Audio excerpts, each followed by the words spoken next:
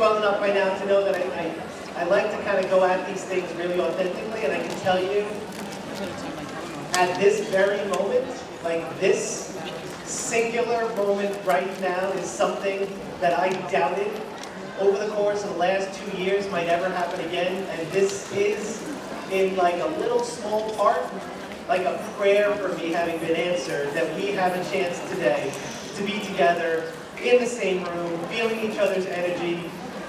Thank you so much for being here this morning. I am so excited to get going.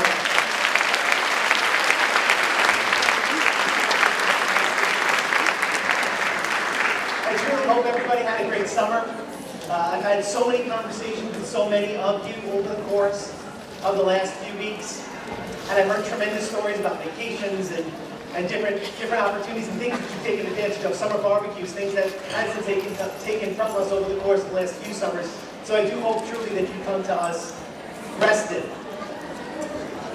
I'm going to jump right in over here, and before we get started, I want to offer an apology that I just picked up on a few minutes ago to the co-host, Nico and Megan, and a few other people. I'm assuming the three of you will never sit in the front row of a bus ever again. This is one of the traditions that we have that was started a number of years ago here in Farmingdale, where we take our new teachers for a bus tour of the whole district. So you get a chance to see all the schools, you get a chance to see the library, you get a tour of Farmingdale, and poor Nicole, Nicolette, and Megan chose to sit in the front seat. So I'm sorry, I literally just saw this like 2 seconds ago. Like, I'm really like, little did you know, like, you're going to be welcome to the first day, and you're going to be on a billboard on the first slide of the Superintendent's Conference. But welcome to the district, Nicole, Nicolette, and Megan.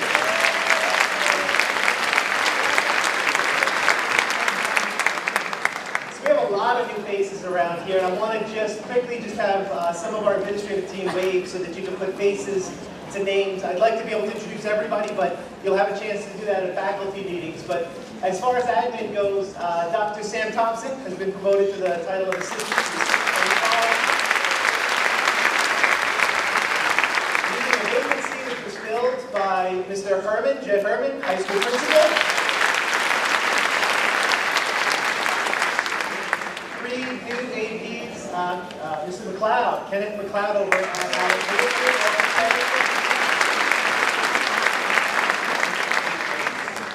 Patrinaggio and Carla Stillwell over at Farmingdale High School, APs.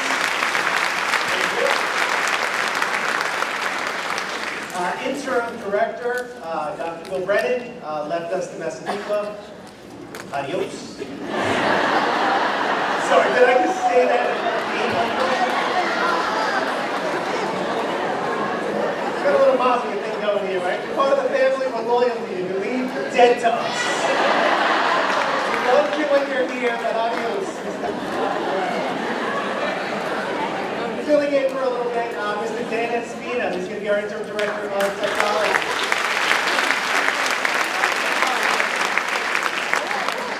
And last, over at Salt Police Memorial, although not officially having started yet, Joanne Giordano, long-term principal, is going to be jumping over there to help out when Anjane goes out for a little bit. Congratulations to Anjane.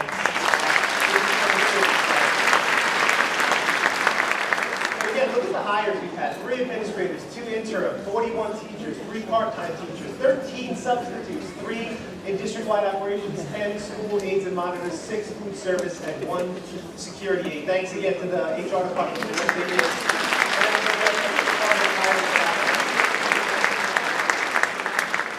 Busy summer, right? We had a lot going on this past summer. Programs all over the place. Farmingdale High School, with thanks to all the people that supported our high school program. We had an unbelievable enrichment program, the brainchild for a couple of people, Dr. Josh Ansansel, Tricia Regan started the program with the summer literacy program, which has expanded and blossomed. Over 200 kids this summer. We're a part of multiple buildings now. It started in Sullivan, but now it's in multiple buildings. That program is great. We have a partnership with KPMG, who does a whole day over there where they gave out books, and what a tremendous event that was to bring some of our students back to our buildings during the summer months. Our extended school year program, again, has been another program that's been growing year over year. Thank you to our PPS department, special education, for all the work that you did getting that program off the ground. Youth Council program's been running strong in here for more than 50 years. Another program that goes, again, for as much as the buildings do quiet down a bit, there is still so much that's going on during the summer program, during the summer months. Thank you to our unbelievable support staff, clerical support staff, building level, district-wide level, to our maintenance and grounds guys and ladies who do tremendous work getting the buildings ready for us. It's a lot of work over the summer. Classroom moves, moving boxes, getting the rooms cleaned. Most of you know I had a chance for a few years, 1997 to 2001, to be a summer helper here as a custodian. It is a lot of work, getting the classrooms all vacated, waxing, scrubbing the floors, getting the sealer down, getting the wax down. So again, thank you to everybody who did so much work over the summer getting our buildings ready.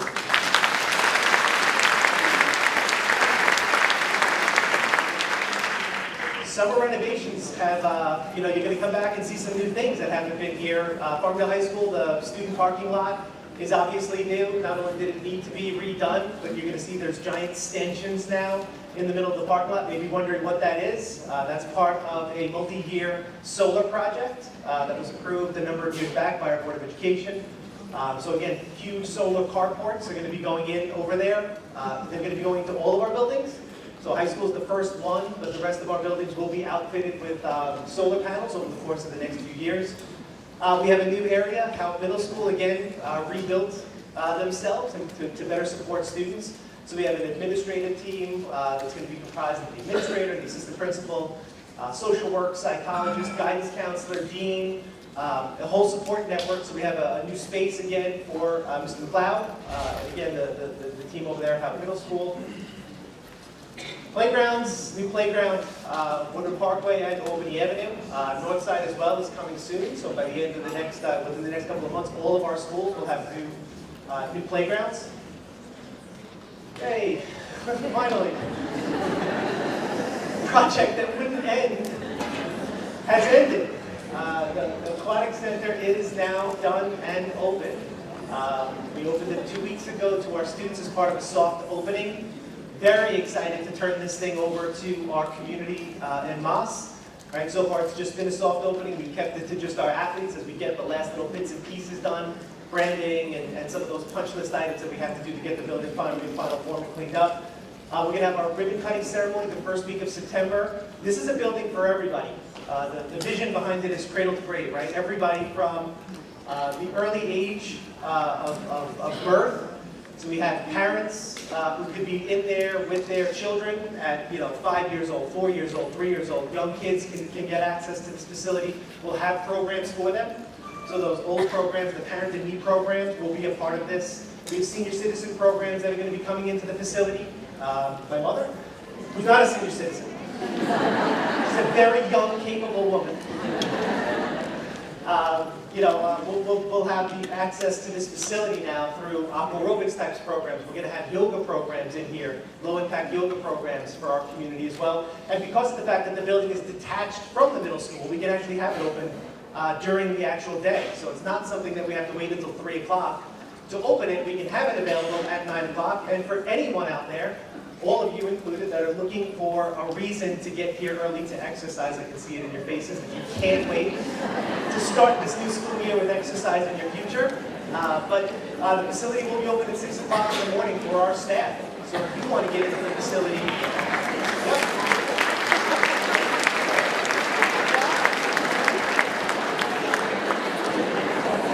that struck a nerve. Get the buzz on that one. But if you want to get into the facility, again, it's all yours. Jump in there at 6 o'clock in the morning. There's showers that are in there. It's a beautiful place. It's a beautiful space. Locker rooms, so that you can jump in there, get a swim in, get a quick shower, throw your clothes on. Please throw your clothes on, and then come to work. Okay. So jumping into a little bit of the meat today. So I always like to try to connect things, in a more meaningful way. And I always think about, and I drive my staff crazy, because a lot of the times these things come to me like a week before, and I'm like full scramble mode to put this thing together. But over the summer, I had a chance to watch, again, with my kids. I'm taking my kids and my wife, and don't tell my wife I said this. But she hasn't watched a lot of classic movies. Like, I'm a classic movie guy, like you know, the movies of old, like Casablanca. And no, as a point of reference, I'll get to it in a second, Forrest Gump is not a classic movie, albeit some of our teachers thought it was a classic movie. 1994 is not a classic.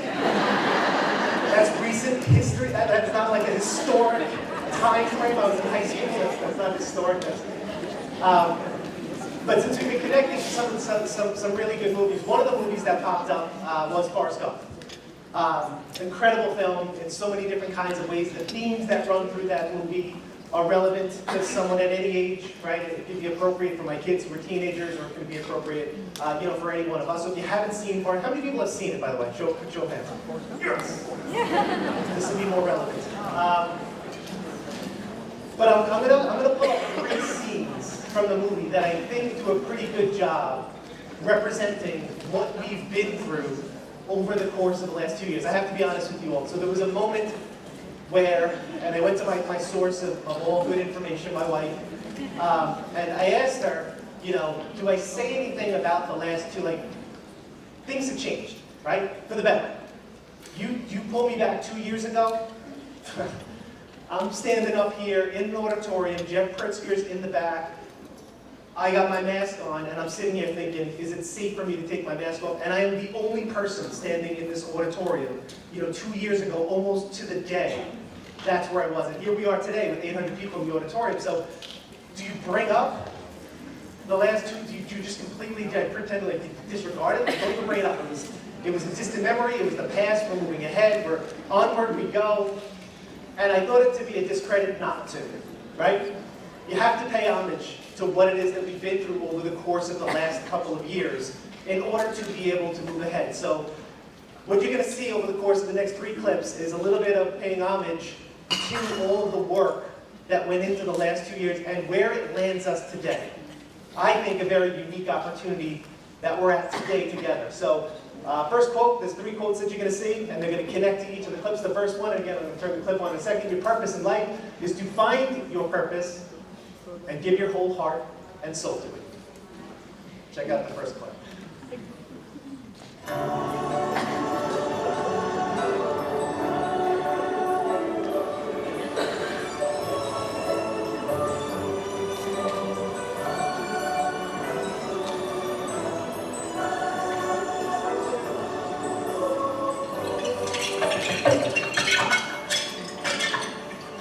Now, Bubba told me everything he knew about shrimping, but you know what I found out?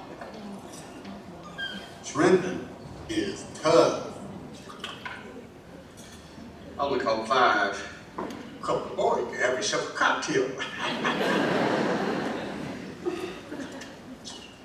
Hey, you ever think my name is so bold? It's bad enough to have a boat without a name. I've never named a boat before, but there was only one I could think of. The most beautiful name in the wide world.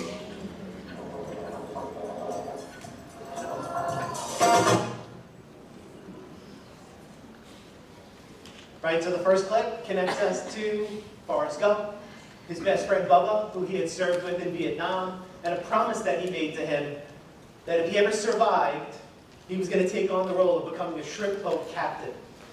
And that's what that was about. That was about his first soiree, his first attempt at being a shrimp boat captain and trying to do something special. Second clip.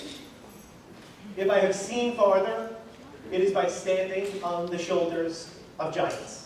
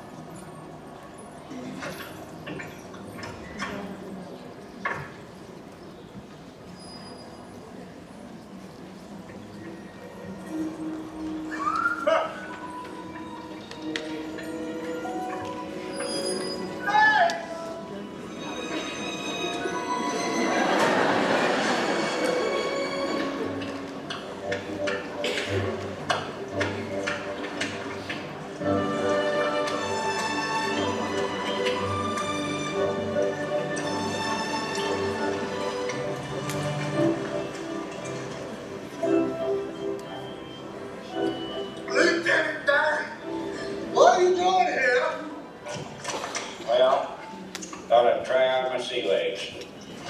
But you ain't got no legs, Lieutenant Dan. Yes, I know that. You wrote me a letter, you did. Well, well, Captain Forrest Gump, I had to see this for myself. And I told you if you were ever a shrimp boat captain that I'd be your first mate. Well, here I am. I am a man of my word. Okay. Yeah, but don't you be thinking that I'm going to be calling you sir. No, sir.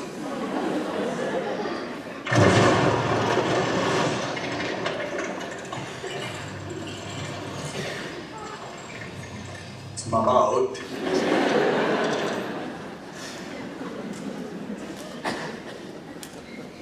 Awesome. And then we're going to bring this thing around with the last clip, and we'll talk about them all in a second. A quote that I think resonated quite a bit with me, and probably will be with most of you. When you come out of the storm, you won't be the same person who walked in.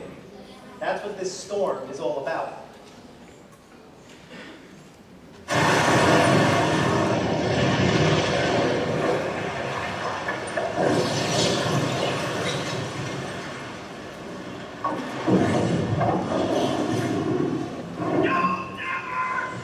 Now me, I was scared.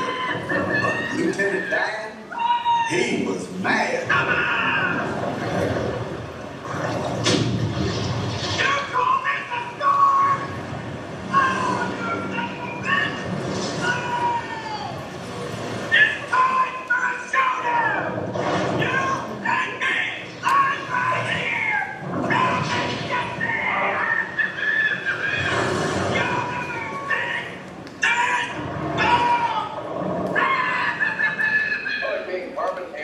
Yesterday, destroying nearly everything in its path.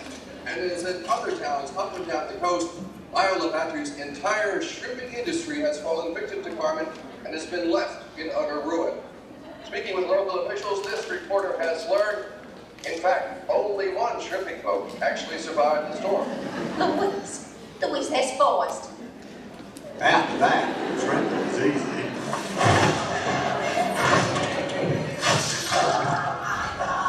Since people still needed them shrimp cocktails and barbecues and all, we were the only boat left standing. Bubblegum shrimp's what they got.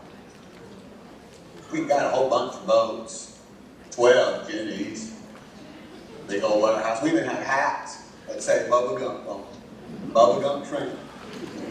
It's a household name.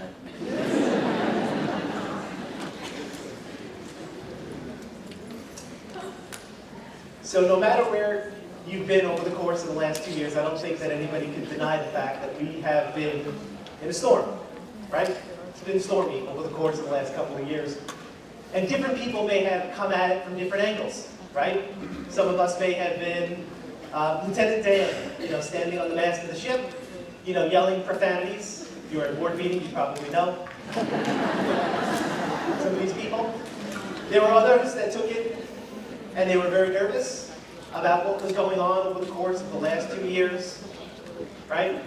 But there's no doubt over the course of the last 2 years that we've been through a lot. And I'm going to be honest with you right now. I was probably more Forrest than I was Lieutenant Dan, right? A lot of responsibility. I felt it over the course of the last 2 years, definitely more on me, if I'm going to be vulnerable with you. I think I aged about 20 years over the course of the last 2. I have the gray hairs to prove it. Because of the fact that so much was uncertain. And I think leading in an uncertain time is probably one of the most difficult things I've ever had to endure. And I'm going to be honest with you, it kind of relates me to something that I just thought of this moment, which is my father-in-law tells this very interesting story. So when he was an educator, my whole family's educators. He was an educator and he was teaching Latin at a BOCES school, whatever it was, like 30 years back. And he didn't speak a lick of Latin. Like, he knew nothing about the Latin language at all. And he said, the only way that he survived was he always stayed 1 page ahead of the kids. So, the kids were on page 2, he was on page 3, so he knew what the next page was supposed to read, so he led them to page 3 of the book. I'm not recommending that as a solid instructional practice. As a superintendent of the school district, that's not the way to go. But I think I felt a bit like that during the COVID times, right? So I'm up there on a town hall style meeting, like, yay, this is what we're doing. And I literally just read the DOH memo 37 minutes ago. So we were sort of in that kind of a place. And what it left me was two things. Two things are absolutely, will be codified in my heart forever. One is, the people that are in this room are freaking awesome, because you did more during that stretch of time than any superintendent could ever ask of a group of people. Ever.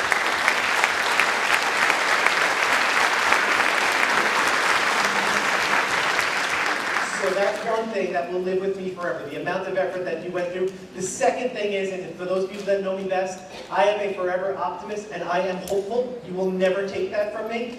I will always be hopeful, and I am hopeful that we will have the opportunity on the backside of the storm to see the shrimp come from those nets. That's my sincere hope, that there is another side to this, and at the end of this, there will be a bountiful harvest for all of us. There will be that sense of fulfillment that we will be able to realize together. But I learned this a long time ago. Hope is not a plan, right? Hope's great, and it's a starting point, but it's not a plan. And it takes me to this, which is what I'm going to finish up with this morning. A body of work that we all were a part of over the course of almost a 6-month stretch last year, the Portrait of a Graduate, right? So this is what I'm going to finish with today. We spent a lot of time talking to each other about what it means to be a Dale. When I first got up here 4 years ago, I promised to everybody that whatever we were going to do, we were going to do it together, right? I'm not going to do something that I don't think is in the better interest of everybody, and therefore we need everybody's voices together. So we embarked on this Portrait of a Graduate, right? An exercise to be able to activate community members, teachers, support staff members, administrators, community members, all of our different subgroups that we have, we reached out to them. Our students were a big part of this as well, asking them what it means to be a Dale. This is very interesting. So again, involving all of these different people, we wanted to be transparent about what we expected, right? The results of where this left us. And we wanted to generate a district roadmap or what is the next few years going to mean for us as a result of what this gets us, right? What are we learning from our students about the things that we could do different? What are the things that we're learning from our staff members about what we can do different and how we can be better prepared? And we went through 4 stages. Stage 1, design the engagement process, which took a period of time during the first part of last year. Activate multiple perspectives in a conversation. So again, many of you, thanks to you, you were a part of activating your students. We had tremendous student participation in this. We spent all last year synthesizing a lot of the results that came in and creating visuals and the adoption of a Portrait of a Graduate, right? The thing that we're going to try to do together, right? Something that we're going to try to do together. We asked 2 questions through the thought exchange. We asked our parents, our staff, and our community, as we look forward as a district, what are the hopes, aspirations, and dreams that our community has for our students, and where might you see opportunities for growth at this moment? And we asked our students, what do you like most about your school experience, and how can we make it even better for you and other students? And this is what we got. So from a community perspective, we had a lot of participation. We had 787 different people participate. They shared a total of 219 thoughts, and for those people that don't know how Thought Exchange works, it's a pretty cool tool. What you do is you ask someone a question, you ask a large group of people a question. Everybody has a chance to say whatever it is that they want, right? They can put out there any thought that they want. And yes, there were some pretty wild thoughts that were a part of those 319 thoughts, but they can say whatever they want, and then everybody else that's a part of the thought exchange gets to weigh upon it, right? Similar to like Yelp or a lot of these online platforms. And the algorithms build out like, what's the sense of what everybody's saying? Like when you pull all of this stuff together, what is everybody sort of collectively committing to? So we had 787 participants, 319 thoughts, and 10,351 ratings. Pretty cool over here. For our students, we had 3,690 students participate. They shared 4,000 thoughts and 90,000 ratings from our student body. And you can see there a breakdown based upon buildings. Albany Avenue, Northside, Salton, Woodward, Howell Middle School, and Farmingdale High School were all very active in this process. Very interesting. This is what the adults said.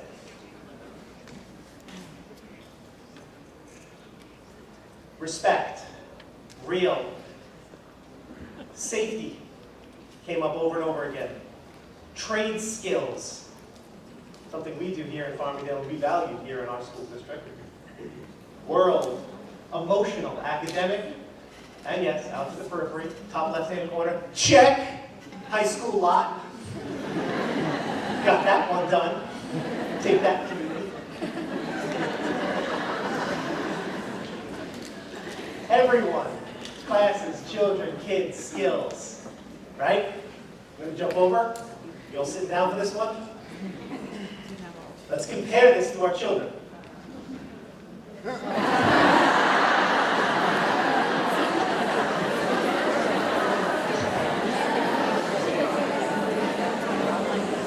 Top answer, phones.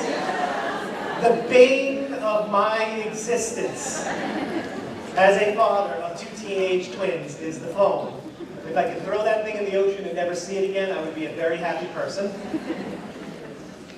Recess,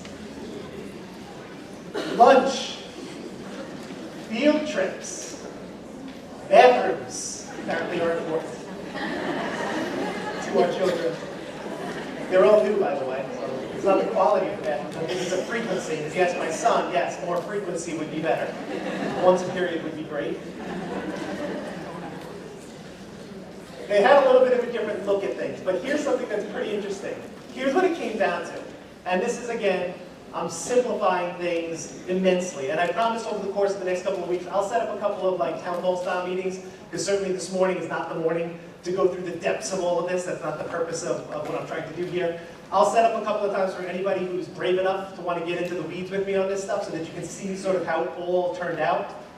But here's the characteristics of a Daler as collectively agreed upon. I'm going to go through that in a second because there is agreement. Although the kids came at it from a different angle, when you actually look at the characteristics, it's like mind-boggling how similar the students felt about the things that are important in school as you did, as did the parents. There is a lot of mutual agreement in what we should be doing here. Here are the things that they came up with.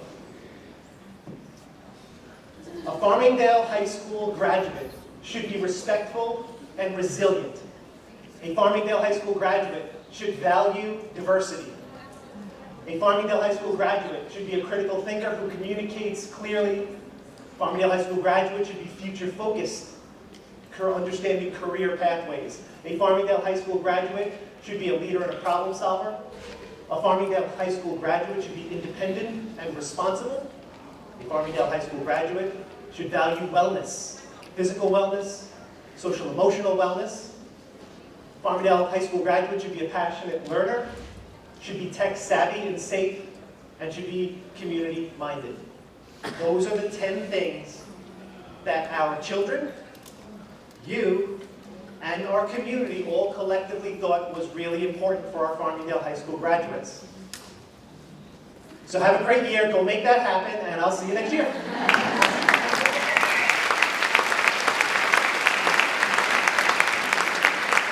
I'm just kidding. I wish it were that simple, right? How many people, quick show of hands, have had a student in their class that had checked off all of these boxes? Quick show of hands. Quick show of hands. I got one. Oh. All right, I'm hooking in for a mentorship for my children. We get to hook up there, yeah. So again, are we there? No. Have we done a tremendous job over the years doing a lot of different things? You know, pulling kids in the direction of being all of these wonderful things? Yes. Is there more that we can do when we do move together? Yes, absolutely. So let's talk about this real quick. So I said before, right, as a quick little diagram, that we were in agreement. So if you look at the bottom of this, the adults are on the left in the dark gray bottom. And again, if you can't see it, I will probably promise to do translation. I can't read anymore. Once you hit like 40, you need reading classes. I learned this thing. And by the time you hit like 44, like that's it. Like you're like legally blind and you need reading glasses for everything. I'm at that stage of my life. Adults, high school students is the next column over. Middle school students is the next column over. And then elementary school students is the one in light gray. And whereas there are differences between them, and there's a rationale behind why the elementary school kids are actually very different, and it's because we actually modified the question for our elementary school students because we wanted to try to make it, I think it was a mistake, to tell you the truth. I think we would have been probably better off asking the same question, but maybe just explaining it to them. But because we asked a different question, they responded differently to it. But you'll still see that there is actual agreement among the groups. Like if you look at it, the thing that people believe is the most important are two categories: independent and responsible, and respect for self and others. Are two things that led the list as being something that our staff, our community, our teachers, our support staff members, our parents, everybody, our students agreed upon. And as you move along, you can see that although all tremendously valued, all of the groups had sort of a similar sentiment towards the different characteristics. So here's what the plan is. And I have to say, I just want to recognize really quickly Suzanne D'Amico, who's hanging out in the front. Hi, Suzanne. We spent a tremendous amount of time this past summer working with our board, something that I've never had a chance to do since I've been the superintendent, because COVID has obviously taken us in a very different direction. It was like, how do we survive the day? How do I get people to want to be here and come to work, and kids to come and learn? But this summer we spent a lot of time working together toward this shared vision of, if we're going to do this, then we all have to do it together, right? Every one of us has to agree upon the fact that these things are something that we all value, and what is our part to play in it. So I put this up there because I think it's so important. It's probably my favorite slide of all, besides the first slide of Nicole, Nicolette, and Megan. That was now my favorite slide. But working together and making sure that we're all looking at the same things and we're all paying attention to the same things. The thing that always frustrated me the most is, right, the fruit basket of the month thing, right? I just read a book and let's do this. And then the next month you're like, well, I just read another book and let's do this. We need to collectively agree upon the things that we're going to do, and we need to hold to those things for a long enough period of time that we can get that thing done before we move on to the next thing. So the commitment that I'm making to you today is that sense of we will all be rowing in the same direction. We're all going to be moving on this together. From the Board of Education, to district leadership teams, to building leadership teams, you're going to continue to hear about this everywhere you go, because of the fact that if we're going to do it, it has to be something that we all do together. The mission statement, this is a very interesting one. So the mission statement was something we thought was going to be a big project this past summer, and in fact, it wasn't a project at all, because this is the same mission statement that we've had for years, and it almost perfectly reflects what we said that we were going to do through the Portrait of a Graduate. The mission of the Farmingdale School District is to educate our students to become independent thinkers and problem solvers. It is our goal to empower each student to meet the challenges of tomorrow's emerging world. The district will provide a safe, nurturing environment in which individual and civic responsibility is fostered, diversity is respected, and all students are enabled to realize their full potential. This has been our mission statement, and it just seemed right to just say there's really not much we need to do to change that. We just need to make sure that we just pay attention to that on a regular basis. Wrapping up. So district-wide, 3 commitments. This is something, again, that you're going to hear a lot about at the building level, at the district level, all making 3 commitments to do things that are specific to our functions, but things that involve or relate to the different things that are Portrait of a Graduate. Commitment number 1, aligning professional learning communities, systems, and data protocols. Right? The way in which we look at data, the way in which we review data, the way in which we work with each other. I say it all the time, and I believe it with all my heart. The collective vision of the people in this room, the collective intelligence of the people in this room is what we need to be the best that we possibly can be. We just have to work on all the systems that we have in place to give people the opportunity to work together and share what it is that you're doing. I've had so many opportunities to be in your classrooms, to be in offices. The work that is being done here is great. If we can just make sure that we're doing everything we can to align systems so that you have opportunities to work with one another, we can be our best self. Commitment 2, strengthening community and parent communication. You're going to learn a lot today about Parent Square. It's our first tool that we have that I think you're going to find to be extremely powerful at improving communication and transparency. And the last one that you're going to hear a lot about, we spoke a little bit about this last year, but you're going to hear more about this through the Ruler Program and other commitments that we're going to make to our collective mental health, to our collective physical health, is supporting student safety and wellness. And I'm going to finish up with this. I'm hokey. You gotta stay with me on this one, people. So this year's pin is done. All right, I do a pin every year, right? I was killing myself for almost a week to come up with the perfect word. Because I wanted it to be authentic and I wanted it to be real. I didn't want it to be dismissive of what we've been through, so I didn't want it to be about let's forget about the past and move on to the future. I didn't want it to be cheesy, you know, like together we will be more, or like rise above. Like I thought about all these like ridiculous things. I'm like, no. And after like kicking a whole bunch of people for weeks on end, came up with a word. And the word I think of the year is onward. Right? It's not dismissive of what we've been through. It's not dismissive of the tragedy and the horrible things that we've all seen and been a witness to over the course of the last 2 years. But it is forging a path on from where we are today. Building on the things that the last 2 years have taught us. And obviously paying homage to our buddy Forrest Gump with the boat, his little boat, the Jenny. Pins will be out within the next couple of weeks. I say this to you every year. I'm going to say it to you now probably more than I've ever said it in the past. And I actually went through this entire superintendent's conference day without crying. It's not too late. Those new people, yes, I am a crier, and I do accept my inner crying as I've gotten older. And I've read studies on this, and those of you that are judging me out there, because I know I got judging people sitting out there. As people grow up in life, yes, you young people, and as men grow up specifically, as I am one with my inner madness, crying is something that does happen. But I do wish you the absolute best year. I thank you for everything that you've been through over the course of the last couple of years, and you have my word that I will do everything that I possibly can over the course of the next years to be a part of bringing back the traditions, of bringing back the field. Someone said to me once, what do you expect the 2022-2023 school year to look like? And I said it should look a heck of a lot more like 2019 than 2020. That's what I'm going to offer you, right? To do the best job that we can, getting back to the things that made us feel so good about coming to work every single day, valuing those things, and doing everything that we can to build the best path that we can forward. So, with that said, I wish you all the best school year. Onward, and